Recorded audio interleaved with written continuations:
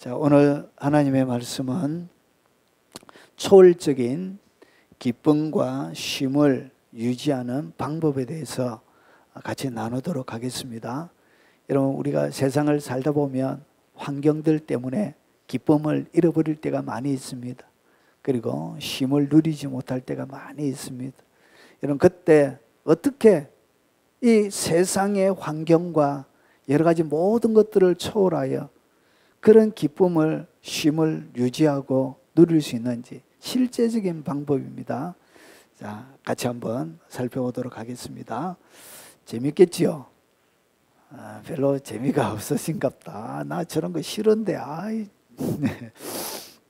자, 이사야 49장 4절 말씀입니다. 소리 내어서 우리 큰 소리로 같이 한번 읽어보겠습니다. 그러나 나는 말하기를 내가 헛되이 수고하였으며 무익하게 공연히 내 힘을 다하였도다 하였도다. 참으로 나에 대한 판단이 여호와께 있고 나의 보응이 나의 하나님께 있느니라. 아멘. 자, 오늘 이사야서를 지은 사람은 이사야죠. 자, 사람은 언제 열정과 이런 기쁨과 이렇게 쉼을 우리의 삶들 가운데 상실하게 되느냐, 빼앗기게 되는 것이죠. 자, 오늘 이사야가 우리가 했던 4절을 읽었습니다. 그 1절부터 3절에는 뭐가 나오냐? 이런 말씀이 나옵니다. 섬들아 내게 들으라, 먼 곳 백성들아 귀를 기울이라. 여호와께서 태에서부터 나를 부르셨고 내 어머니의 복중에서부터 내 이름을 기억하셨으며. 그러니까 하나님의 사역자로 이사야가 하나님의 일을 하고 있는 거예요. 그런데 이 이사야의 이 정체성, 이 자존감이라는 것은 굉장한 것을 우리가 알 수 있습니다. 왜 그러냐? 여호와께서 태에서부터 자기를 불렀대요. 야, 이런 당당함이 웬만한 사역자들에게 그렇게 많이 없습니다. 예레미야나. 그래서 태에서부터 자기를 불렀다는 확신을 가지고 어머니의 복중에서 자기 이름을 하나님께서 기억하셨다, 이렇게 이야기하고 있습니다. 자, 그리고 내 입에 날카로운 칼을 만드시고, 하나님께서 자기의 혀를 갖다가 날카로운 칼같이 만드시고 나를 그의 손 그늘에 숨기시며 나를 갈고 닦은 화살로 만들어서 그의 화살통에 감추시고. 그러니까 하나님의 전쟁 무기로 칼처럼, 그리고 주의 그늘 가운데 숨기시고 갈고 닦은 화살로, 그러니까 하나님이 사용하는 하나님의 최고의 영적 무기로 자기를 이렇게 소개하고 있는 거예요. 마치 이사야가 얘기하면 칼이 나와가지고 앞에 있는 적군들을 모조리 다 죽여버릴 것 같아. 그 날카로운 화살로 우리의 심장을 뚫을 것 같아. 그런 뭔가 모르게 웅장함이 느껴지고 대단함이 느껴집니다. 특별함이 느껴져요. 자, 그리고 나서 3절에 내게 이르시되 너는 나의 종이요 내 영광을 내 속에 나타낼 이스라엘이라 하셨느니라. 하나님이 그를 특별히 너는 나의 종이라고 부르시고, 그리고 내 영광을 너 속에 나타낼 이스라엘이라 이렇게 부르시면서 위대한 부르심, 태어서부터 나의 혀는 날카로운 칼이고 그리고 갈고 닦은 화살처럼 그의 삶을, 그의 사역을 이렇게 소개하는 거예요. 자, 이쯤 되면 이런 마음을 가지고, 이런 당당함을 가지고 있는 사역자들이 그렇게 많이 없습니다. 자, 그에 비해서 이 이사야의 이 자존감은, 사역자의 자존감은 대단한 것 같아요. 자, 그런데 1절과 3절 사이에 있는 이 부르심과 어울리지 않는 4절이 나오는 거예요. 그 4절이 뭐냐? 그러나 나는 말하기를 내가 헛되이 수고하였으며. 그러니까 하나님의 칼로, 하나님의 화살로, 하나님의 그늘에 숨어서 은밀하게 매복해가지고 영적 전쟁을 치열하게 치렀는데, 이 이사야가 자신의 사역에 대하여 뭐라 그러냐? 나는 말하기를 내가 헛되이 수고하였으며. 그러니까 자기가 수고한 것이 뭐하다? 헛되다는 것이죠. 그리고 무익하게 공연히 내 힘을 다하였도다. 그러니까 열심히 최선을 다해서 하나님을 섬기고 그 부르심을 따라 살았는데 뭐는 없다고요? 눈에 보이는 열매가 없는 거예요. 눈에 보이는 성취도 없는 거예요. 남들이 이야기하기를 성공했다라고 말할 만한 요소가 하나도 없는 거예요. 그래서 그의 삶들 가운데는 부르심과 전혀 너무나 위대하고 놀랍게 불렀기 때문에 그의 좌절은 위대함과 걸맞지 않는 더 깊은 침체와 더 깊은 아픔을 겪을 수밖에 없는 거예요. 그래서 그가 한탄하기를 헛되이 수고했다. 자기가 수고 헛되대. 그리고 공연히 힘을 다했다. 힘을 쇠가 빠지게 해봤더만 이 힘을 다한 것이 뭐하다고. 공연히 했대. 헛수고인 거예요. 자, 그래서 보십시오. 이런 단순하게 눈에 보이는 열매, 성취, 성공 이것이 없을 뿐만 아니라 그의 사역에는 뭐가 있었냐? 하나님 그들을 위해서 하는데 이상하게 그의 삶들 가운데는 수많은 반대자가 있는 거예요. 끊임없이. 그래서 참 선지자와 거짓 선지자의 비율이 400대 1이라고 말씀드렸죠. 400명들은 끊임없이 자기는 진리를 증거함에도 불구하고 이 400명의 거짓 선지자는 거짓말을 계속 퍼뜨리는 거예요. 이 감당이 안 되는 거예요. 400대 1이니까. 전파 속도가 자기는 한 명 잡고 얘기하면 400명이 한 명 잡고 얘기해요. 400명이 기하급수적으로 이 메시지를 증가하고 하는 여기에 속도가 그리고 파급력이 비교가 안 되는 거예요. 그래서 끊임없는 반대자. 그들을 위해서 하는데도 사람들은 어떻게 했냐? 이 이사야의 사역을 끊임없이 오해했습니다. 지금 나쁜 놈이다. 회개하라고 그러고 나라가 망한다고 그러니까 쉽게 이야기하면 우리 대한민국이 망한다면 여러분 이 망한다고 하는 실제로 하나님의 진노의 손에 있다면 망한다면 누구나 다 지탄하겠죠. 그거 똑같은 거예요. 회개하라고 하는데 망한다고 하는데 하나님이 징벌한다고 하는데 사람들은 뭐처럼 느꼈냐? 매국노처럼 느꼈던 거예요. 첩자처럼 배신자처럼 느꼈던 거예요. 그래서 그의 삶이 오해로 막 점철되어져 있었던 거예요.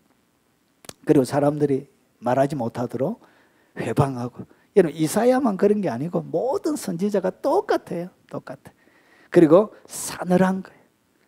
사람들이 자기에게 보여주는 정말 진리를 증거하는데 진실을 증거해 주는데 자기에게 사람들이 다가오는 시선 그리고 그들에게 하는 표현들은 너무나 싸늘한 거예요. 얼음처럼 북극의 얼음보다 더 싸늘한 거예요. 그리고 멸시하는 거예요. 야, 이렇게 멸시 천대받고 하면 사람들이 견디기가 쉽지 않습니다. 자, 그래서 그의 삶들 가운데는 좌절할 수밖에 없어요. 보통 이 정도 되면 사람들은 뭐하죠? 무력감에 빠지는 거예요. 왜냐? 수고해봤지만 헛된 거예요. 공연히 힘만 빼는 거예요. 그러니까 무력감을 느끼는 거예요. 그러면서 뭘 잃어버리냐? 열정을 잃어버린 거예요. 그리고 이와 같이 기쁨을 잃어버리는 거예요. 이럴 수밖에 없는. 사람은 이런 패턴으로 가게 되어져 있습니다. 자, 그러면 이사야는 모든 사람들이 가는 그런 일반적인 영적인 패턴으로 갔느냐? 그렇지 않습니다. 자, 이사야는 열매 없는 사역 그리고 무기력한 삶 앞에 어떻게 자신을 지키고 있는지 한번 보겠습니다. 이사야가 무너졌던 것이 아니에요. 오늘 4절을 자세히 보면 나는 말하기를 내가 헛되이 수고하였으며 무익하게 공연히 내 힘을 다하였도다.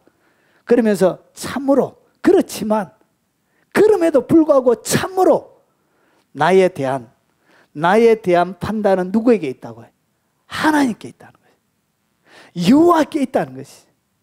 그러니까 이 이사야가 무너질 수밖에 없는 절박한 상황들 가운데서도 하나님이 나를 뭐 해준다? 여호와가 나를 판단해 준다는 것이죠. 그 열매와 상관없이 그의 눈에 보이는 성취와 상관없이 많은 사람들이 이야기하는 성공과 상관없이 하나님은 나를 뭐하고 있다? 하나님이 나를 판단해 준다는 것이죠. 여기에 이사야의 생각이 고정되어져 있었던 거예요. 그리고 나의 보응이 나의 하나님께 있는 일, 하나님께서 보응해 주신다는 것이죠. 이 땅 가운데 정확한 열매, 남들이 바라는 열매가 맺혀진 것도 없고 뭔가 드러낼 것도 없지만 그럼에도 불구하고 하나님이 뭐 해준다? 나의 보응, 하나님께 있다. 이렇게 이사야가 고백하고 있는 거예요.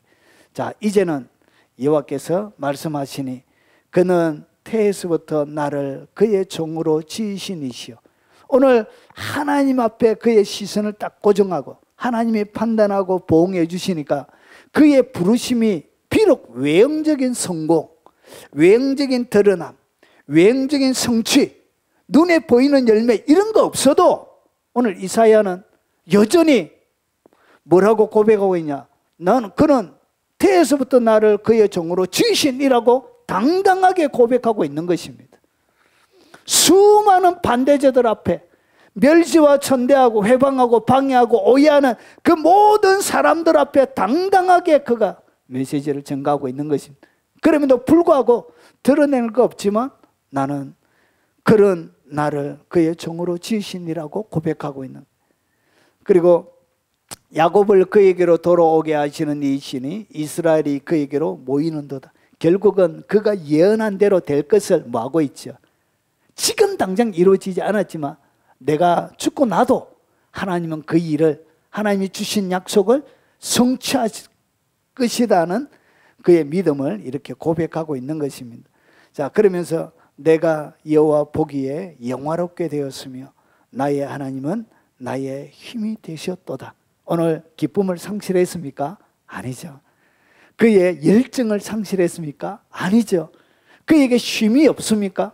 여전히 환경을 초월한 쉼이 이 이사야의 마음속에 머물고 있었던 것입니다.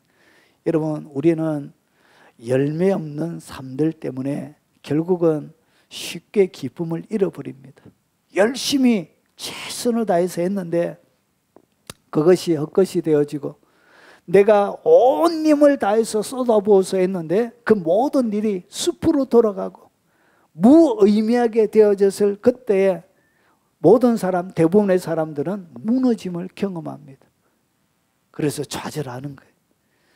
자, 그런데 이 이사야는 이런 무너질 수밖에 없는 환경들 가운데서는 무너지지 않고 여러분 여전히 하나님을 고백하고 여전히 당당하단 말이죠. 이 당당함은 어디서 나오냐? 여러분, 사명이나 일과 그가 관계를 맺지 않았던 거예요. 여러분, 사람들이 실패하는 것은 결국은 일이에요. 일, 사역이에요.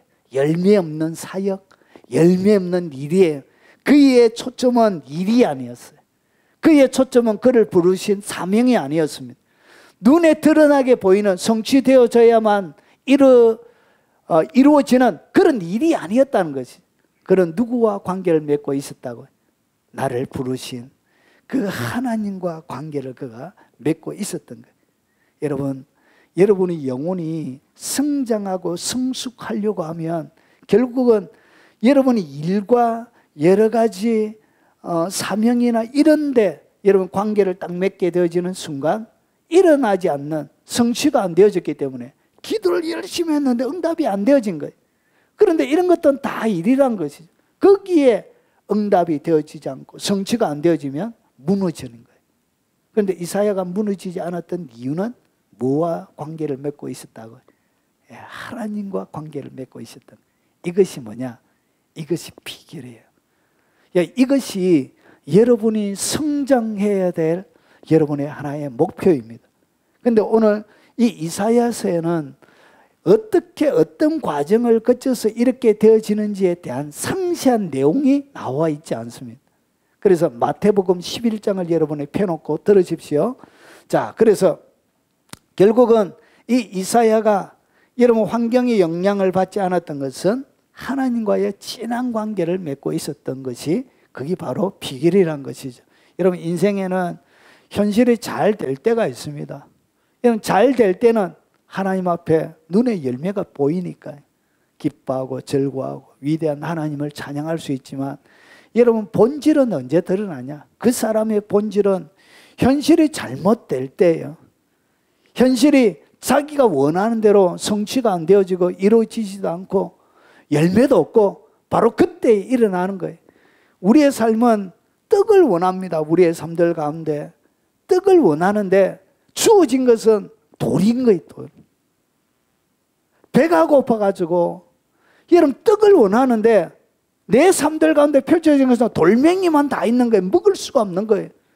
그 돌멩이를 베는 순간 치아가 부러뜨려지고 잇몸이 상하고 흙기는 더 깊어져 가고 이런 일이 벌어지는 거예요. 그리고 우리의 인생에 생선을 원하는데 눈에 보이는 것은 뱀인 거예요. 뱀. 현실은 생선으로 맛있게 구워서 소금구이 해가지고 소금구이 해가지고 냄새 하면서 괜히 옥상에 올라가서 옆집 배고픔 옆집을 향하여 바람을 피우면서 그거 가지고 이렇게 먹고 싶은데 현실은 뭐냐? 뱀이 우글우글 거리는 거예요. 그래서 우리는 떡과 생선을 줄 때 잘 될 때는 기뻐합니다. 근데 문제는 뭐냐? 잘못될 때 우리 현실 가운데는 뭐가 있죠? 돌멩이가 있는, 돌이 있고 뱀이 우글우글 거리는 거예요. 잘못될 때 이때 뭐가 되느냐? 사람은 무너지는 거예요. 그런데 이상하게 여러분 하나님께서 주시는 모든 것들은 떡을 원하면 주님이 뭘부터 준다고요? 돌멩이부터 줘요. 주님이 여러분이 생선을 원할 때 뭐부터 주냐? 뱀부터 줘요. 그런데 여러분의 눈에는 돌멩이지만 여러분의 눈에는 이것이 뱀처럼 보이지만 그것이 바로 생선이고 그것이 바로 떡이 된다는 거예요. 그래서 잘못되어져 있는 이 현실도 하나님이 뒤바꿔서 바꿔준다는 것이죠. 그런 믿음이 여러분 영혼이 여러분이 영적으로 성장하게 되어지면 이런 것들이 되어지는 거예요. 그래서 돌멩이 때문에 뭐 하지 않는다고요. 마음이 상하지 않는 거예요. 마음의 상처를 입지 않는 거예요. 내 발 옆으로 지나다니는 이런 뱀 때문에 저와 저희 딸은 뱀을 엄청 싫어합니다. 유튜브에서 뱀 나오면 여보 빨리 와. 이 뱀 좀 지하죠. 못 봅니다 이렇게. 그래서 제가 가지고 한참 구경하다가 지하주고 합니다. 예, 관심 없음 해가지고 차단을 시켜줍니다. 그런데 하나님 뭐처럼 준다고요? 이 뱀처럼 주는 거예요. 자, 그러면 오늘 이 이사야를 통해서는 이렇게 누림에 대한 이것이 조금 약해요. 정보가 부족해요. 그러면 누림의 최고의 권위는 결국은 예수님이죠. 그래서 누림의 권위는 예수님에 가서 좀 더 자세한 어떻게 환경을 초월한 이 기쁨을 누리고 쉼을 누릴 수 있는지 예수님에게 가서 좀 더 배워보도록 하겠습니다. 자, 예수님의 공생의 사역들 가운데 를 한번 살펴보겠습니다. 예수님의 공생의 사역을 사람들은 귀신의 역사로 평가절하했습니다. 그러니까 예수님이 귀신 쫓아내고 하니까 사람들이 앞에 귀신 쫓겨나가면 좋다고 하나님을 찬양하고 노래하고 이렇게 해야 되는데 사람들은 어떻게 했냐? 바리새인들이 듣고 이르되 이가 귀신의 왕 바알세불을 힘입지 않고는 귀신을 쫓아내지 못하느니나 하거늘. 그러니까 이 모든 역사를 뭐라고 그러냐? 귀신의 역사를 이렇게 몰아붙여요. 많은 이단들은 하나님의 성령의 역사를 귀신의 역사라고 그래요. 하나님께서 주시는 방언도 뭐라고 그러죠? 귀신 방언이라고 이렇게 평가절하해요. 이렇게 사악한 짓을 해요. 똑같이 예수님께서 이 땅 가운데 오셔서 귀신 쫓아내는 것을 갖다가 사람들이 바알세불 힘입어가지고 쫓아낸다 이렇게 귀신 들렸다 이렇게 얘기하고 있는 거예요. 황 집사님이 막 사역 열심히 하고 있는데 저 사람 귀신 들렸다 이러면 에이씨 들어봐 안 해 이렇게 막 집어치우겠죠. 사람들은 보통 좌절하겠죠. 여러분 이 정도뿐만 아니에요. 예수님을 어떻게 했냐 무시하고 귀신 들린 자 사마리아 사람이라고 조롱합니다. 자, 유대인들이 대답하여 이르되 우리가 너를 사마리아 사람이야. 여러분 사마리아 사람은 엄청난 모욕입니다. 쉽게 이야기하면 일본 일제시대에 일본 사람하고 결혼하여 태어난 사람을 뭐라 그러냐? 그 사람을 이렇게 얘기해서 사마리아 사람과 비교해서 설명할 수 있는 거예요. 여러분, 제가 하기 위해서 하는 것이지 일본 교포를 제가 평가치를 거 아닙니다. 딱 토막만 떼내가지고 이렇게 악의적인 편집하면 안 돼요.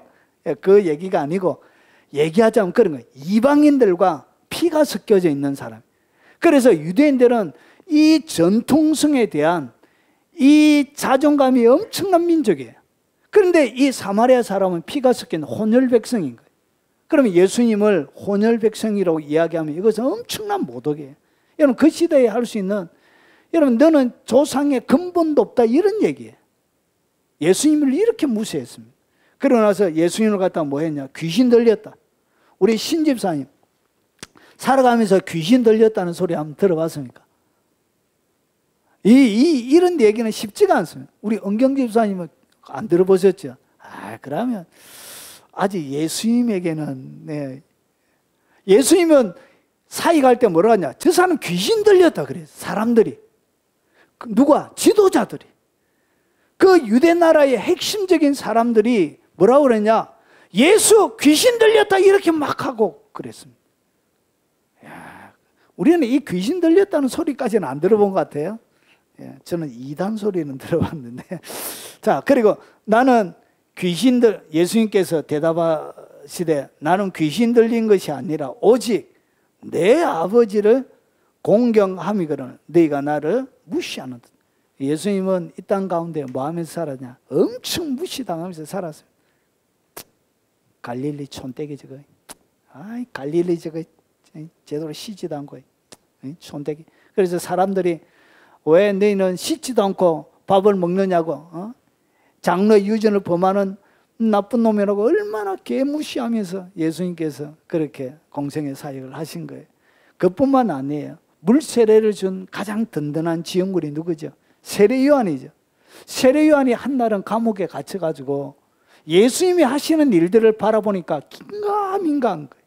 주님이 세례를 주라 해서 줬고, 그 하나님이 부르신 자 비둘기처럼 그 머리 위에 내려올 것이라고 했던 그 세례 요한, 예수님을 이 땅 가운데 공식적으로 드러내주고, 그리고 길을 닦아줬던 이 세례 요한이 긴가민가하게 감옥에 갇혀서 얼마 지나지 않아서 죽을 텐데 의심했던 거예요. 그래서 제자들을 보낸 거예요. 요한이 옥에서 그리스도께서 하신 일을 듣고 제자들을 보내어 예수께 여짜되 오실 그이가 당신이 오니까 우리가 다른 일을 기다리오리까. 그러니까 요한도, 그를 지탱해 줬던 요한조차도 예수님이 하시는 일들에 대하여, 왜냐, 율법을 완전히 무시하고 주님께서 안식일을 하지 말라는 것도 골라서, 여러분 고칠 때 평일을 고치면 되는데 꼭 안식일을 고치시거든.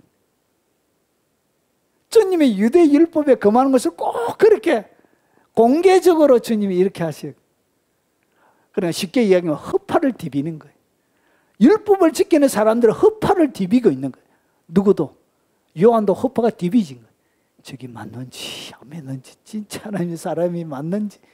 여러분, 이렇게 가장 그를 지원해 줬던 사람도 의심의 눈초리로 그를 판단하는 거예요. 자, 그리고 제자들도 마지막에 어떻게 하죠? 제자들이 다 예수를 버리고 도망하니라. 여러분, 예수님의 사역이 성공했을까요? 아니에요. 여러분, 예수님도 열매 없는 사역으로 사역하셨습니다. 하늘의 능력을 가지고 왔는데 눈에 보이는 열매는 없고 그냥 십자가에 못 박아 죽어버린 거예요. 그래서 인간적인 관점으로 바라볼 때는 예수님이 채굴을 한 번 지었습니까? 교회를 하나 건축했습니까? 그리고 어떤 학교를 하나 만들었습니까? 그리고 날마다 치유하는 병원을 하나 만들었습니까? 주님이 남겨놓은 게 뭐 있어요? 그래서 눈에 보이기에는 열매 없는 사역처럼 보이는 거예요. 그래서 예수님이 사역하는데 권능을 엄청나게 많이 행했던 몇몇 지역이 있습니다. 권능을 가장 많이 행하신 고을이 회개하지 아니하고, 주님이 권능을 행했는데도 뭐 하지 않았다고? 회개하지 않는 거예요. 사람들이. 하나님이 육체를 입고 오셔서 사역하는데도 사람들이 뭐 하지 않더라고요. 회개 안 하는 거예요. 사람들이 그렇게 회개하는 걸 싫어합니다. 화이설진저 고라신 베세다야, 너희에게 행한 모든 권능을 두루와 시돈 이방 나라죠. 바닷가에 있는 성적으로 타락한 그런 나라입니다. 그들이 벌써 베옷을 입고 죄에 앉아 회개하였으리. 이렇게 엄청난 능력과 권능을 보여주었는데도 회개 안 하는 거예요. 야, 이 정도 되면 예수님의 사역도 그렇게 칭찬할 만한, 한 조영기 목사님 계실 때 한 85만까지 간 적이 있죠. 교인들이. 예수님과 비교할 때는 비교가 안 되는 거예요. 예수님 꼴랑 남겨놓은 게 한 500문도 정도. 핵심적인 12명, 그럼 500문도 정도. 마지막 예수님 성천하실 때 보았던 사람들.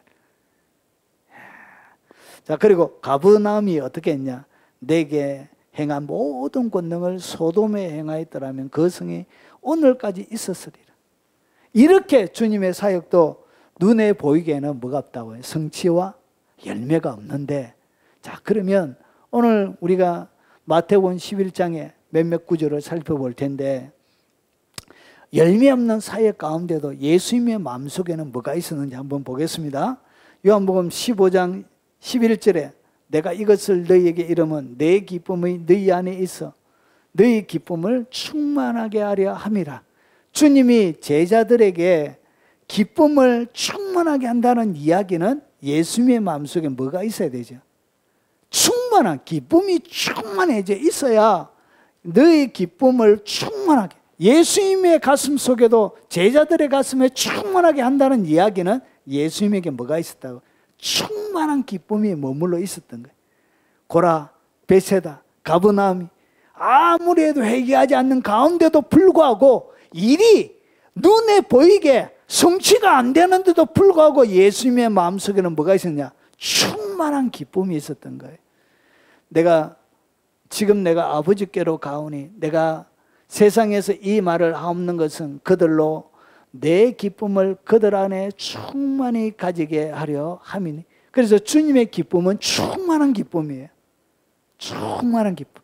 그래서 주님은 환경, 사람들이 받아들이고 받아들이지 않고 세상의 여러 가지 환경에 의해서 기쁨이 변화가 없었던 거예요. 기쁨 불변의 법칙이 예수님의 가슴 속에는 활활 다루고 충만하게 있었던 거예요. 예수님에도 수많은 반대자들이 있었습니다. 귀신 들렸더라고 오해했습니다. 그리고 예수님의 사역을 귀신의 역사라고 사람들이 다니면서 회방했습니다. 권능을 보여주었는데도 불구하고 수많은 아픈 자들 일으키고 세워주고 새롭게 해줬는데도 불구하고 예수님에게 보이는 그 반응들은 무시했습니다. 예수님을 철저하게 무시했습니다. 그래서 사늘하게 냉대하고 그리고 멸시했습니다. 좌절할 수밖에 없고 무력감이나 그리고 열정이나 기쁨이 상실될 수밖에 없는 그 상황 속에서도 예수님은 무엇을 충만하게 가지고 있었느냐? 기쁨을 충만하게 가지고 있었던 거예요. 자, 그러면 예수님이 이런 기쁨을 어떻게 누려갔는지, 어떻게 이 기쁨이 불변하게 내 속에 머물고 환경의 영향을 받지 않는 기쁨을 가졌는지 그 비결을 예수님에게 좀 더 찾아보겠습니다. 자, 예수님이 어떻게 초월적인 기쁨과 쉼을 유지하였는가? 자, 지금부터 마태복음 11장 25절부터 끝절까지 제가 설명을 하겠습니다. 자, 가장 첫 번째가 뭐냐? 그때 예수께서 우리가 앞에 읽었던 고라신 이런 것들이 마태복음 11장에 나오는 얘기예요. 11장을 중심으로 얘기하고 있습니다.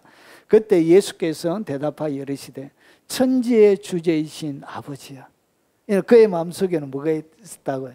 천지의 주제이신 아버지가 그의 마음에 왕자의 자리에 있었던 거예요. 이것을 지혜롭고 실기 있는 자들에게는 숨기시고 어린 아이들에게는 나타내심을 감사하나이다.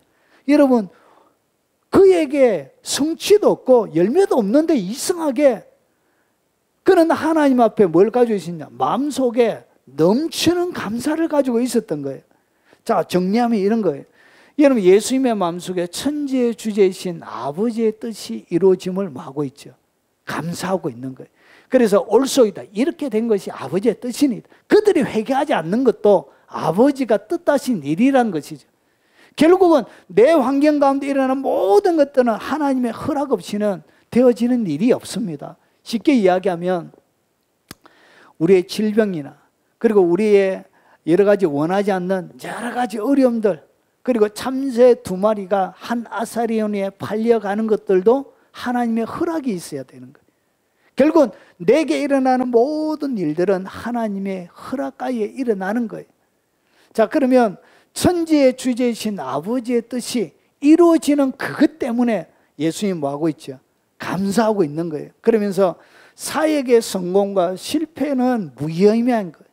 눈에 보이는 일이 잘 되고 못 되고 이것은 그의 삶들 가운데 아무런 영향력을 행사하지 못하는 거예요. 이게 그의 삶에 최고의 초점이 못 된다는 거예요.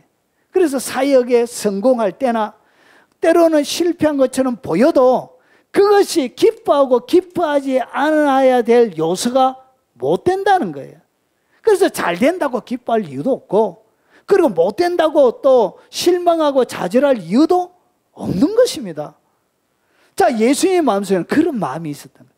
잘 되고 못 되는 것, 이것이 중요한 것이 아니고 자기의 삶들 가운데 천지의 주제이신 아버지의 뜻이 이루어지는 것, 그것만이 그의 초점이 있었던 것이죠.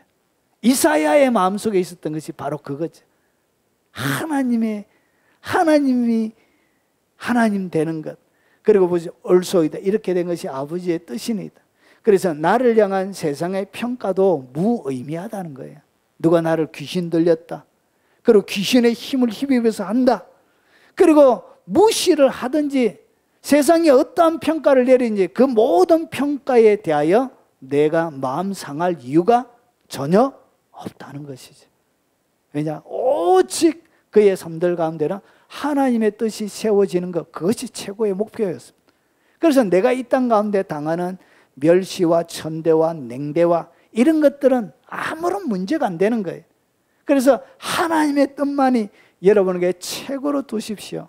그러면 모든 많은 삶들 가운데 자유를 누리게 됩니다. 그리고 이루어진 모든 일들에 말아 감사하십시오. 예수님에게는 그게 있었던 것입니다. 그래서 여러분, 하나님의 아무런 열매가 없어도 하나님 앞에 감사할 수 있는 이유가 그게 있는 것입니다. 자, 그리고 두 번째, 자, 사람들이 원하는 것은 하나님의 사랑, 이런 거 좋아합니다. 내 삶들 가운데 하나님의 사랑이 펼쳐지는 것, 이런 거 좋아해요. 그리고 사람들은 지혜와 능력 받아서 막 지혜 받는 것, 그리고 하늘의 능력 받는 것, 이런 거 좋아합니다. 자, 이런 것들을 통해서는 여러분 뭐가 좌우되어 있냐? 성공과 실패, 세상에 대한 평가가 좌우가 되는 거예요. 그런데 흔들리지 않는 그 평가, 흔들리지 않는 실패와 좌절에도 변화가 없이 마음을 지키는 법은 뭐냐? 하나님의 뜻에 초점을 맞추는 것입니다. 그런데 우리는 하나님의 뜻이 내 삶들 가운데 세워지는 데 대하여 두려움을 가지고 있습니다. 하나님의 뜻하면 좀 불편해요. 하나님이 너무 지나친 거 딱 시킬까? 하은이가 제일 싫어하는 거 하나님이 꼭 그래요. 하나님은 여러분이 제일 싫어하는 거 그거 딱 시킵니다. 제가 지금까지 하나님을 섬기면서 느꼈던 하나님의 뜻은 어디에 있었냐? 제일 싫어하는 것, 원하지 않는 것. 그래서 제가 사역을 딱 그만두고 나서 45살에 2015년도 4월 12일 날 사임을 딱 하고 나서 제 마음속에 첫 번째 들었던 것이 뭐냐? 이 시간이 길어질까 봐 여기에 대한 두려움을 가지. 이 두려움이 구름처럼, 성난구름처럼, 속력 빠른 검은 구름처럼 제 마음속을 확 달려오기 시작하는데, 이것이 빨리 끝나지 않고 사역이 다음으로 빨리 연결되어서 진행되면 좋겠는데 이게 길어질까 봐 여기에 두려움의 구름이 확 오는 거예요. 엄청난 속도로. 그래서 마음이 잠식이 되어진 거예요.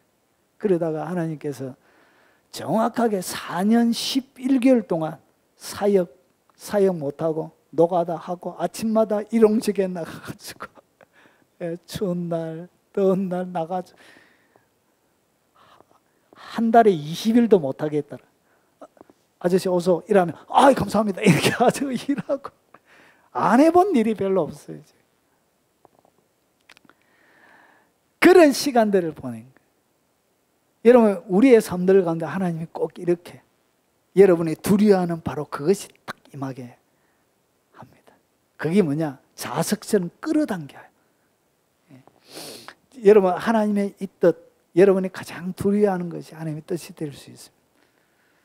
여러분, 우리는 하나님의 뜻이 내 삶들 가운데 세워지는 것을 사실은 별로 좋아하지 않습니다. 즐거워하지 않습니다. 왜 그러냐? 불편하거든요. 하나님 뭔가 명령 내리는 것이 두렵거든요. 그래서 우리에게는 뭐가 없다고요? 초월적인 기쁨과 쉼이 없는 거예요. 이게 첫 번째. 이게 첫 번째로 세워지는 사람에게 초월적인 기쁨과 쉼이 주어지는 거예요. 이게 없는 거예요. 그리고 두 번째, 내 아버지께서 모든 것을 내게 주셨으니 아버지 외에는 아들을 아는 자가 없고, 그러니까 수많은 반대자, 냉대, 멸시, 천대, 귀신 들렸다 하고 수많은 사람들이 있었지만, 제자들도 있었지만, 어머니도 있었지만, 형제들도 있었지만 아버지 외에는 아들을 아는 자가 없대요. 예수님께서. 나를 진짜 아는 분은 누구밖에 없다고요? 하나님밖에 없대요. 그래서 예수님의 마음속에는 뭐가 있었냐? 이사야의 마음속에 있었던 아버지 외에는 아들을 아는 자가 없고 오직 하나님께서 알아주시는 것으로, 그것으로 만족을 삼는 거예요.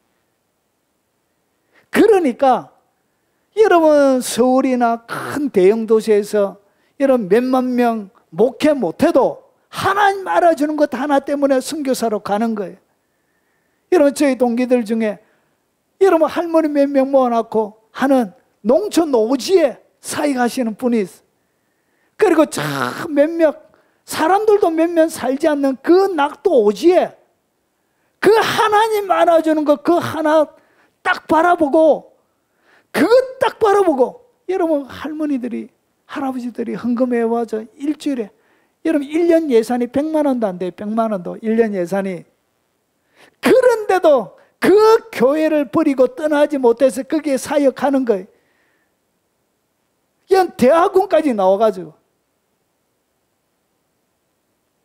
어떻게 설명해? 그들에게는 뭐가 있냐? 이거 있는 거예요. 이거. 오직 하나님께서 알아주시는 것으로 만족. 하나님이 알아주면 됐지 이랍니다. 물어보면 좀 큰 도시로 나오죠. 이라. 하나님 알아주면 됐지. 그게 뭐 필요하노? 이렇게. 하나님 알아주면 됐지. 이게 영적인 자존감이에요. 예수님의 마음속에는 그런 것이 있었던 거예요. 그래서 환경에 뭘 받지 않는다고? 영향을 받지 않게 되는 거예요. 초월적인 기쁨과 쉼이 그때 찾아오는 거예요. 이사야가 가지고 있었던 것이 바로 이거였습니다. 나에 대한 판단은 여호와께 있다는 거예요. 세상 너가 판단한 것은 거짓이야. 하나님이 나를 판단해 주실 거예요. 나의 모든 삶에 대하여 평가 내려주실 거예요. 이어 나의 봉은 나의 하나님께 있다는 것이죠. 길고 짧은 것은 그 나라 가봐야 되는 거예요. 믿습니까?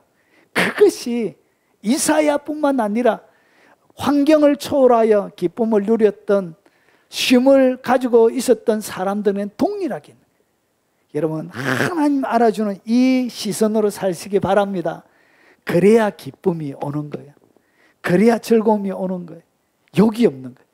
하나님이 알아주면 좋겠는데 세상에 나를 알아주는 사람이 없어가지고 상처 있고 쪼그라들고 그런 거예요. 자, 그리고 세 번째가 한번 보십시오. 자, 그리고 나서 우리가 읽었던 것이 27절, 우리가 읽었던 것이 25, 26, 27입니다.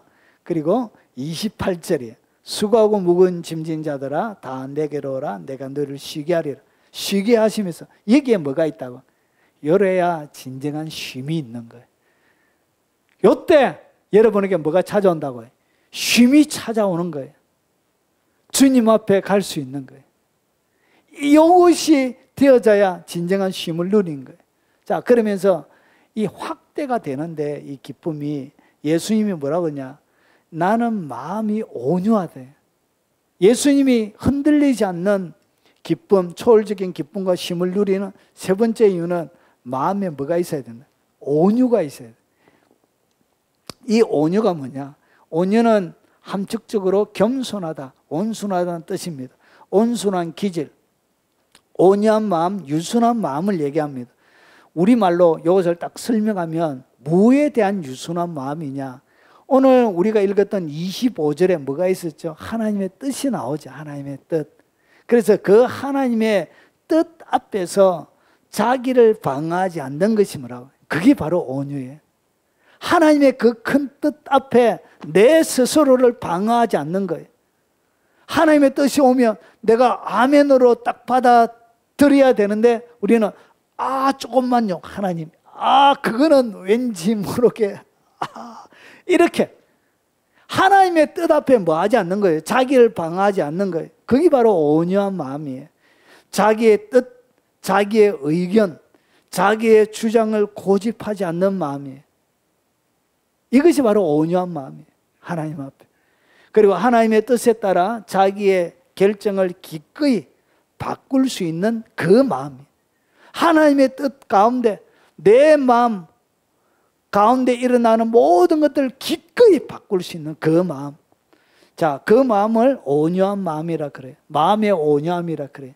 이 마음의 온유함이 마음의 쉼의 조건입니다. 필수 조건이에요. 온유함이 없는 사람은 뭘 누리지 못한다고요? 예. 초월적인 기쁨과 쉼을 누리지 못하는 거죠. 왜 내가 초월적인 기쁨과 쉼을 못 누리냐? 예. 예수님께서 가르쳐줘요. 뭐 하기 때문에? 마음에 온유함이 없기 때문에 그런.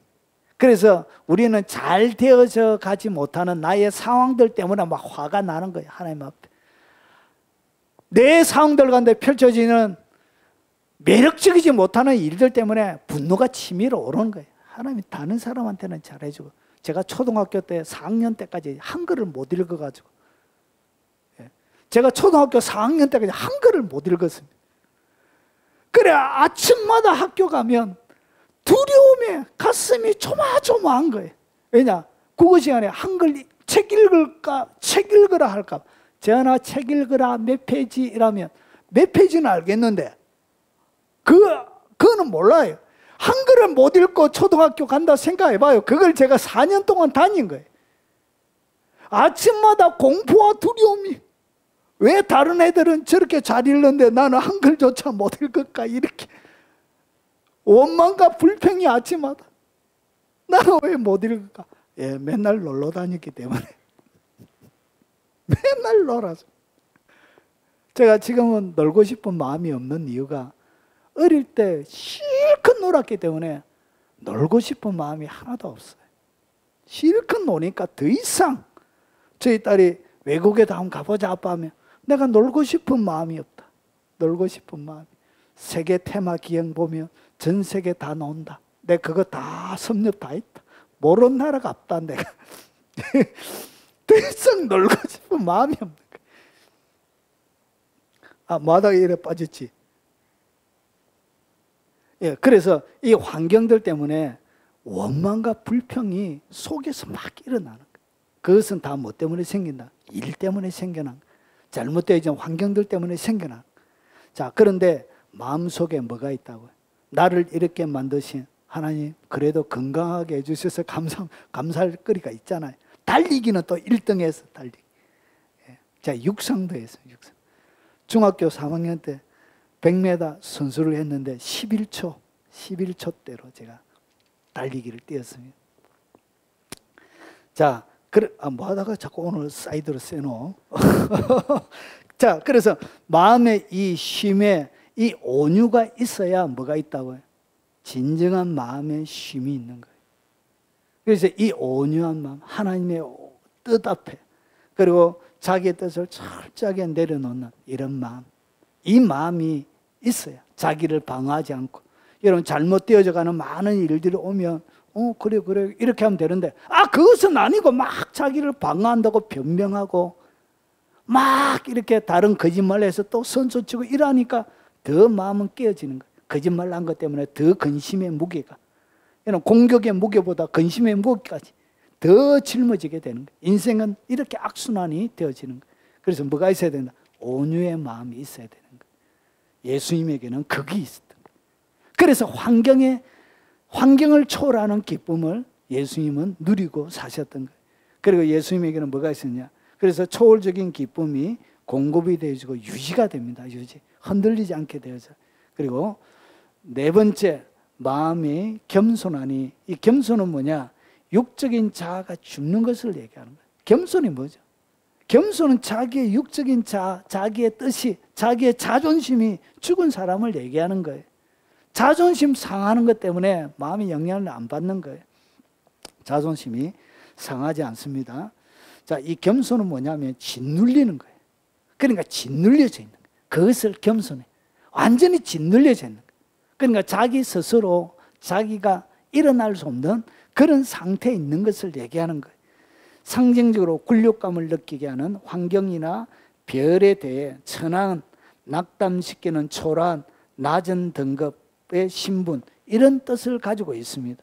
그래서 땅에 멀리 떨어져 올라가지 않는 것, 멀리 떨어져 그의 마음이 올라가지 않는 것, 그의 마음을 높이지 않는 것. 여러분, 성공, 성취 이라면 사람이 뭐 하고 싶죠? 자랑하고 싶잖아요. 우리 한이가 수석 입학하고 그리고 학기 중에도 이제 수석하고 하면 뭐 하고 싶죠? 자랑. 안 하고 싶은가 보다. 그렇게 뭔가 모르게 자랑하고 싶어지는 거예요. 사람이란 것이. 그래서 이 겸손이 뭐냐? 자랑이 죽어버린 사람이에요. 자기의 자랑이 완전히 죽어버린 사람. 뭔가 자기를 드러내고 싶어 하는 데 대하여 아무런 관심이 없는 그런 마음의 상태. 그런 마음의 상태를 갖다가 겸손이라 그런 거예요.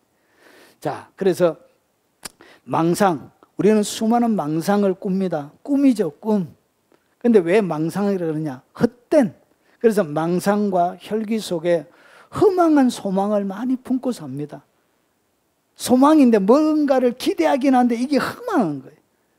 그리고 이것이 이루어지면 뭐 하죠? 막 분노하고 혈기 막 내요. 예수 믿는 사람도 막 이렇게 막 예수 믿어 별거 없다 하면서 막 이렇게 너도 교회 다니지 마라. 우리 교회 끊자 이렇게. 그리고 수많은 망상들 속에 많은 일들이 계획을 하고 만들어지는 거예요. 그리고 무익한 계획에서 여러분이 자유해집니다. 뭐 할 때? 겸손할 때. 능하신 하나님의 손 안에 겸손하는 거예요. 그러면 수많은 허망한 소망, 무익한 계획에서 여러분이 자유로워집니다. 그래서 여러분의 소망, 허망한 소망 이런 것들이 사라져버리는 거예요. 그래서 여러분의 환경 가운데 여러분을 괴롭힐 수 있는 요소들이 제거가 되는 거예요. 삶들 가운데. 남과 비교하면서 우리가 이 땅 가운데 느끼는 슬픔, 좌절 이런 것은 뭐 때문에 느껴지냐면 남들과 비교하면서 느껴지는 거예요. 그래서 남과 비교하면서 생기게 되는 질투, 나보다 잘한 사람이 있으면 괜히 질투나고, 똑같은 옷보다 여러분 똑같은 옷 입고 100만 원짜리 입고 다니는데 110만 원짜리 입고 다니는 사람들 보면 괜시리 이렇게 질투나고, 그리고 상대적인 박탈감이 느껴지는 거예요. 나는 지금 뭐 하고 있는가? 세월이 60이나 되었는데 70이 다 돼가는데 나는 지금 뭐 하고 있는가? 우찌 살고 있는가? 이런 상대적인 박탈감이, 이것은 주님이 주신 거 아니에요. 주님이 하라고 너 박탈감 느껴. 지금 이렇게 되어졌으니까 박탈감 사정없이 느껴. 이렇게 박탈 이렇게 주님이 주는 거 아니에요. 우리가 서로 비교하면서 생기는 거예요. 박탈감에서 자유와 만족과 기쁨이 부어지게 되는 거예요. 뭐 할 때? 겸손할 때. 그래서 겸손은 더 이상 비교하는 피곤한 삶을 청산하게 합니다. 더 이상 나보다 남을 항상 낮게 느끼기 때문에, 그게 겸손이잖아요. 나보다 모든 사람이 더 낫기 때문에 뭐 하지 않는다고요? 비교 자체를 안 하는 거예요. 비교 자체를. 그러니까 비교하는 의식 자체가, 비교하는 DNA가 존재하지 않는 거예요. 나보다 남을 아유 훌륭합니다. 이렇게 겸손한, 이렇게 아이 당신이 최고입니다. 이렇게 하는 사람에게는 절대로 자랑짓하고 이렇게 잘 안 해요. 사람들이. 겸손한 사람에게는 사람들도 겸손하게 돼야 합니다. 자, 그래서 사람들은 지명도, 비교가 뭐죠? 지명도죠. 아, 내가 지금 회사에 어떤 직급을 가지고 있고, 그리고 직업이 뭐고. 여러분 나이가 좀 들고 하면 무슨 직업을 가지고 있느냐에 따라 이제 어깨뽕이 이렇게 또 다르게 올라갑니다. 이렇게 뭔가 직업이 좀 좋으면 괜시리 별것 아닌게 지가 와가지고 막 어깨뽕 올리고 막 이래요. 직업 좋은 것 때문에. 여러분 이 재력, 돈에 많고 적음에 따라 괜시리 이제 거들먹거리고 허리가 잘못됐나 와저래 흔들거리네. 괜시리 동창회 같은 데 가면 이런 일이 많이 있죠. 자, 그리고 학벌 때문에 학벌. 어떤 학교 나왔다. 이런. 그리고 여러분 성공 여부에 따라 사람들은 뭐 하고 있죠? 영향을 받는 거예요. 그런데 겸손한 사람은 이 모든 것들에 대하여 자유하게 되는 거예요. 왜냐? 다른 사람은 더 낮게 여겨버리니까. 편안해지는 거예요. 그래서 이런 것들 때문에, 비교하는 것 때문에 뭐가? 마음의 상처가 안 되는 거예요, 상처가. 자, 이런 사람. 이렇게 해야 여러분 속에 뭐가 유지가 된다고요? 초월적인 기쁨과 쉼이 있는 거예요. 자, 그리고 그제서야 수고하고 묵은 짐진 자들아 다 내게로 오라. 내가 너희를 쉬게 하리라. 자, 오냐고 겸손하니 나의 멍에를 베고 내게 배우라. 그리하면 너희 마음이 쉼을 얻으리니. 사람들에게 뭘 준다고? 쉼을 주는 사람이. 마음이 오냐고 겸손한 사람을 만나게 되면 마음이 쉼을 얻게 됩니다. 여러분 편안해요. 여러분 불편하지가 않아요. 그 사람을 만나게 되면 엄청나게 이제 여러분 제가 사이가 하다 보면 겸손한 사람들이 있어요. 교회도 엄청 크고 학벌도 뛰어나고 아주 실력이 있는데 사람이 너무나 이렇게 아유 목사님 오세요. 여기 앉으세요. 하세요. 어이 목사님 훌륭하심. 이렇게 하면 여러분 교회도 없는 저희 입장에서 그런 사람들 만나게 되면 하루씩 더 낮아지는 거예요. 더 낮아지고 더 부끄러워지고. 여러분 교회를 1억수를 내가지고 제가 8군데 부교육됐으니까 1억수를 얼마나 많이 내봤겠습니까? 그래가지고 어떤 분들을 만나면 담임 목사님인데도 참 겸손하신 분들이 있어요. 벌떡 일어나가지고 여기 앉으시라. 전도사님 귀한 발걸음 해주셔서 고맙습니다. 이렇게. 그래가지고 갈 때는 여비도 챙겨 오신다고 고생하셨습니다. 이렇게. 이런 분들이 있는 반면에 아주 싸가지 없는 분들이 많이 있습니다. 설교까지 다 시켜놓고 밥도 안 주고 가라고 이렇게 하는 사람들. 차비도 안 주고 먼 곳에서 왔는데 이런 사람들도 있습니다. 아주 밥맛이에요 진짜.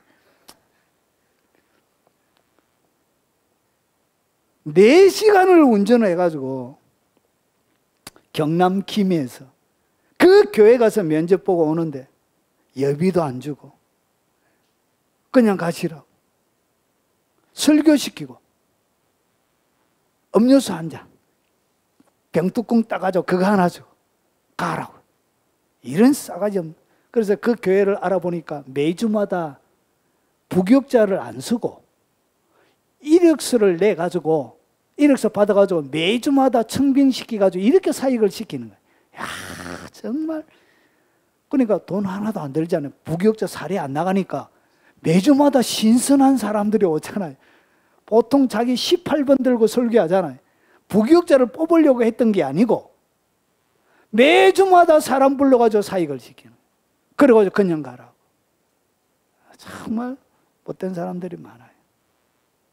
그와 반면에 진짜 마음이 오냐고 겸손한 사람 만나면 딱 만나고 내려오면서 마음에 말로 닿을 수 없는 행복감이. 저런 사람 만나서 사역 못해도 말로 닿을 수 없는 축복이 되어지는 그런 사람들. 그래서 여러분 마음에 뭐가 있어야 된다고. 만나면 내가 이런 사람이고 이거 잘하고 이렇게 크게 됐다고 막 이렇게 자랑질을 하게 되면 갈 때도 밥맛이야 하면서 이렇게 떠나가요. 그것이 아니고 늘 마음이 오냐고 겸손한 사람은 다른 사람에게 쉼을 주는 거예요. 그리고 여러분이 계속적으로 유지할 수 있는 이 방법은 뭐냐? 주님의 멍에를 매야 돼요. 이 멍에란 것은 뭐냐면 이거예요. 소가 매는데 이 멍에는 한 동물 하나가 매는 멍에가 아니고 동물 2개가 매는 멍에 그 단어를 쓰고 있습니다. 그래서 이미 누가 메고 있다고요? 예수님이 메고 있는 거예요. 여기에 예수님이 메고 있는 그것을 갖다가 여러분이 요 속에 들어가는 거예요. 딱 들어가서 주님과 같이 멍에를 매는 거예요. 주님이 짊어졌던 멍에는 뭐냐? 하나님의 뜻이에요. 하나님의 뜻. 하나님의 뜻을 그가 짊어진 거예요. 그래서 여러분이 뭘 매야 되냐? 나를 향한 하나님의 뜻을 여러분이 매야 돼요. 여러분의 마음이 오냐고 아무리 겸손해도 나를 향한 하나님의 뜻에 여러분이 뭐하지 않으면, 순종하지 아니하면 하늘의 초월적인 기쁨과 쉼이 유지가 안 됩니다. 왜 계속 유지가 안 되냐? 예. 주님의 멍에를 여러분이 매지 않고 있기 때문에 그런 것입니다. 자, 그래서 주님의 멍에와 짐은 성경 뭐라고 그러냐? 이는 내 멍에는 쉽고 내 짐은 가벼우니라. 주님이 다 지고 가기 때문에 그래. 여러분 그냥 어깨만 그 속에 넣기 때문에 그런 것입니다. 감당할 힘을 주께서 주시는 것입니다. 그리고 내게 배우라. 배우라는 것은 뭐냐? 쉼을 얻게 돼요. 배워야 쉼을 얻는 거예요. 초월적인 기쁨이 계속 유지가 되는 거예요. 여러분 한 번 얻었다고 해서 이게 유지가 안 돼요. 여러분 초월적인 기쁨과 쉼은 한 번 내가 누렸다고 해서 계속 유지가 되는 것이 아니고 계속 뭐 해야 된다고? 배워야 되는 거예요. 배운다는 얘기가 뭐냐? 어떤 방법으로 배우다, 이해하다는 뜻인데, 이 가장 배우다는 것을 잘 설명할 수 있는 것이 뭐냐? 습관이 되게 하는 거예요. 여러분의 삶들 가운데 뭘 만들어라? 습관이 되게 하라는 거예요. 주님이 하나님의 아버지를 제 뜻을 제일 처음에 두고 주님이 알아주면 그것으로 만족할 수 있는 겸손과 온유와 겸손의 이 마음을 계속적으로 주님께 말아 배워가라는 거죠. 이것이 내 삶의 습관이 되게 하라는 거예요. 그럴 때 뭐가 유지가 되어진다고요? 초월적인 기쁨과 쉼이 유지가 되는 것입니다. 자, 그래서 초월적인 기쁨과 쉼을 누리는 방법이 오늘 여러분들에게 설명드린 이 방법입니다. 자, 이 방법은 단순하게 초월적인 기쁨과 쉼만을 제공하는 것이 아니고 이렇게 되어지면 하나님의 지혜가 여러분 가운데 부어집니다. 하늘의 지혜가, 하늘의 새로운 계시들이 여러분 가운데, 그리고 영적인 세계가 활짝 열려요. 영적인 세계를 폭발적으로 증가시키는 영적인 세계가 확장이 되어지면 초월적인 기쁨과 쉼이 같이 옵니다. 그래서 영적인 능력들이 여러분 사람들 가운데 경험하게 되어지는 거예요. 성령의 놀라운 은사와 권능을 이렇게 받아야 되는 거예요.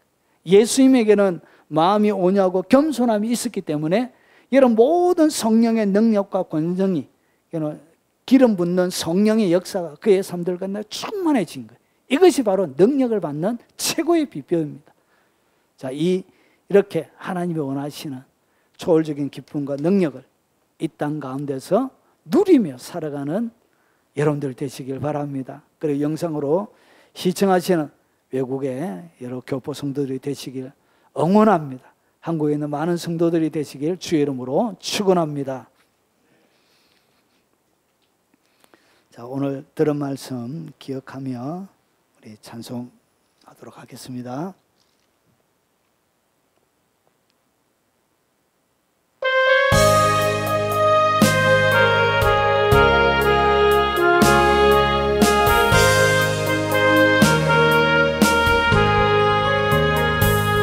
내 영혼의 그 깊은 데서 맑은 가락이 울려나네. 하늘 곡조가 언제나 흘러나와 내 영혼을 고이 사네.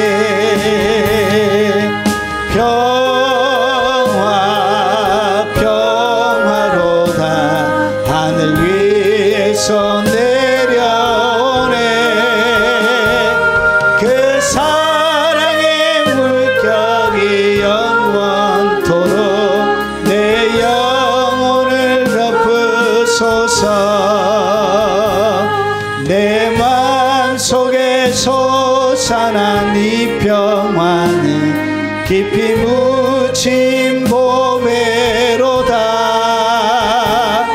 나의 보화를 캐내어 가져갈 자 그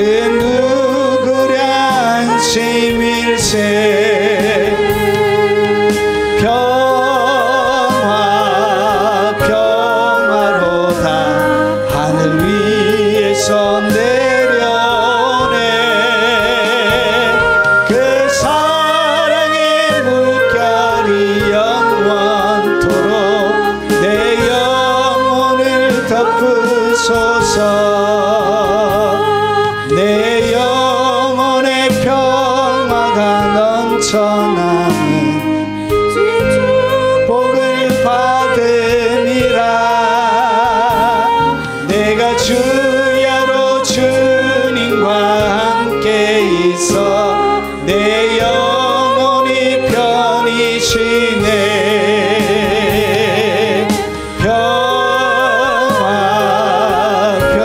평화로다 하늘 위에서 내려오네. 그 사랑의 물결이 영원토록 내 영혼을 덮은. 오늘 들은 말씀을 놓고 통성으로 한번 기도하도록 하겠습니다. 자비하신 하나님 아버지 감사합니다. 오늘 내가 왜 이 땅 가운데 살아가면서 주님께서 주셨던 하늘의 기쁨과 평화를 누리지 못하고 하나님 살아가고 있는지 오늘 말씀을 통해서 자비하신 아버지 같이 나누었습니다.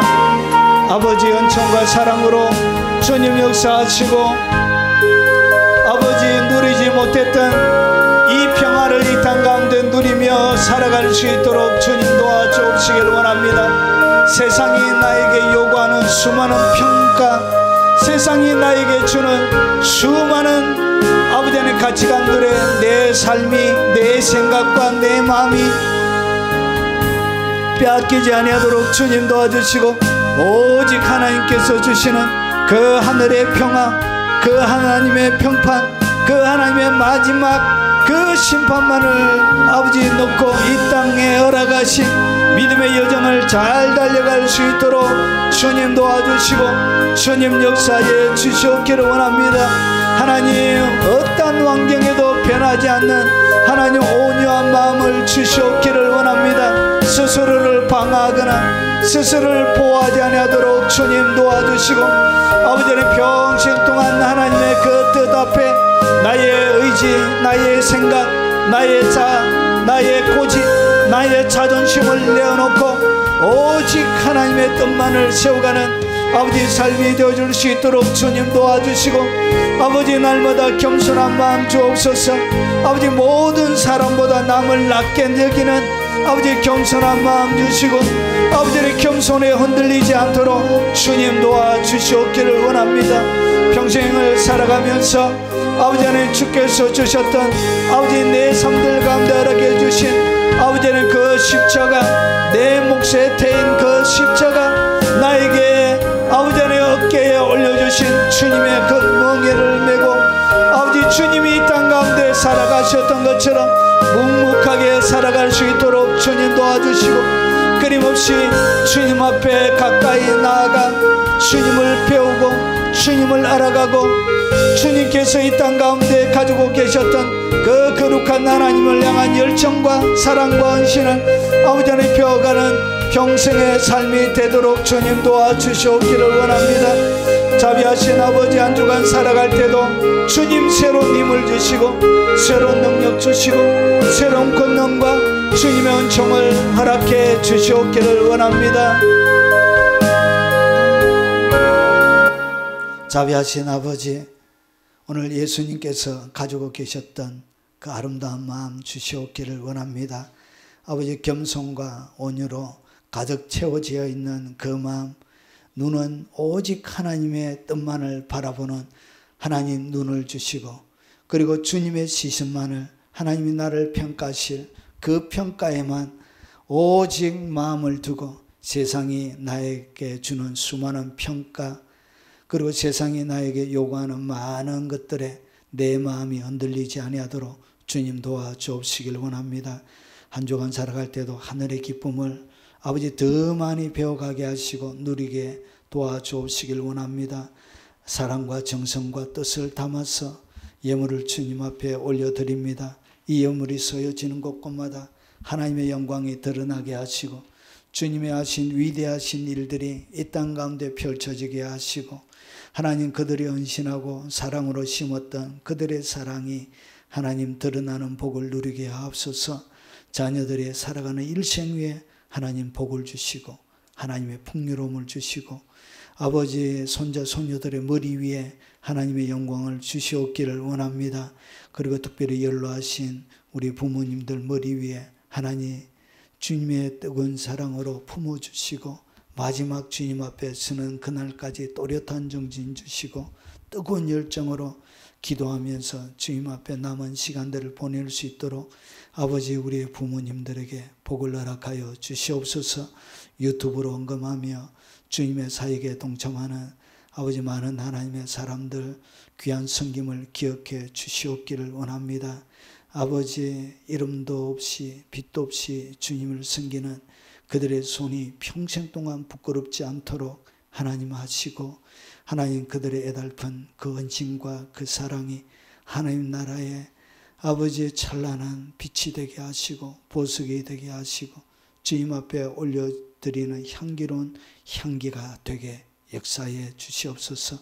평생의 넉넉함 주시어 이 땅 가운데 죽어가는 많은 영혼들을 먹이고 입히며 살리는 그들의 복된 믿음의 여정이 되도록 하나님 풍요로 충만하게 채워주시고 그들의 모든 근심과 걱정과 기도 제목 위에 하나님 모든 결박이 풀어지게 하시고 응답의 역사를 주시옵소서. 예수님 이름으로 기도합나이다. 아멘.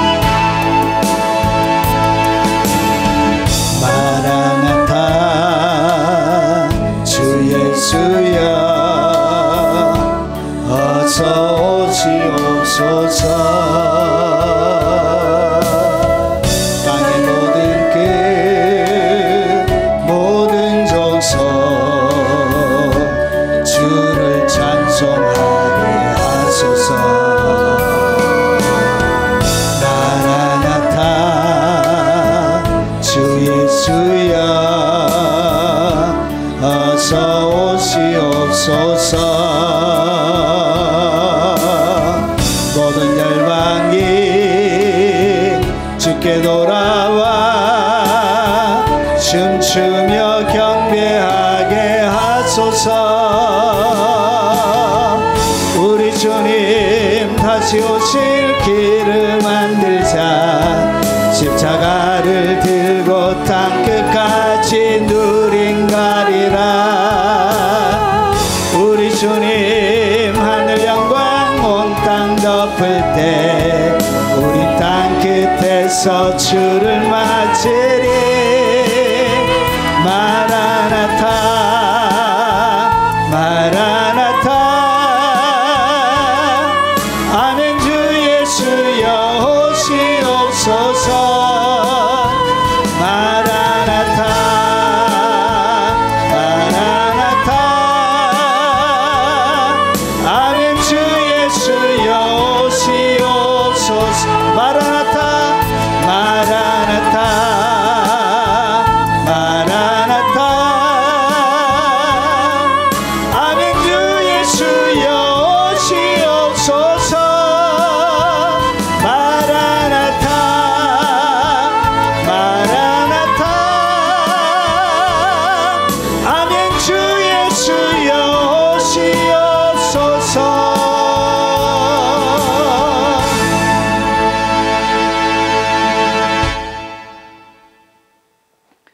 지금은 우리 구주 예수 그리스도의 은혜와 성부 하나님의 지극하고 크신 사랑과 성령님의 함께 하시는 역사가 날마다 하늘의 초월적인 기쁨을 가지고 쉼과 안식을 누리며 살아가길 원하는 이 자리에 참석한 모든 사랑하는 하나님의 백성들 머리 위에, 그들이 살아가는 모든 생업 위에, 연로하신 부모님과 어린 자녀들과 손자 소녀들 머리 위에, 그리고 이 영상으로 예배드리는 국내에 있는 많은 성도들과 외국에 있는 교포 성도들 머리 위에, 그들의 살아가는 모든 삶의 영역 위에, 그리고 전 세계 교회와 동역하는 동역자들의 머리 위에 지금부터 영원 무궁토록 함께 있을지어다.